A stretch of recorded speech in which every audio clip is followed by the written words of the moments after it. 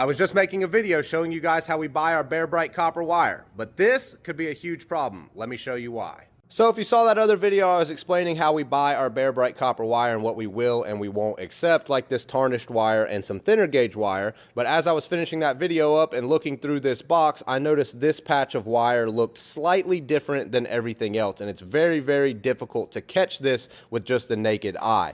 But this is actually aluminum wire. You can see where I hit this with the grinder to show you guys that it is not copper all the way through. It's basically copper clad aluminum wire. And when you pick this up, it is very, very, very light compared to copper.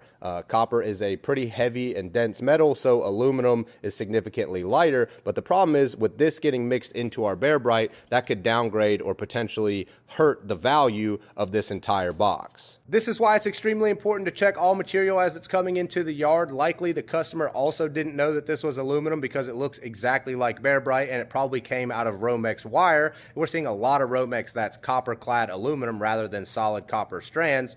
But the problem is a copper is significantly more valuable than aluminum, so we lose money on the purchase price if we're buying this as copper rather than aluminum. And then if it makes its way into our copper box, that can cause much bigger problems at the mill. They could either downgrade or reject the box, and that's expensive.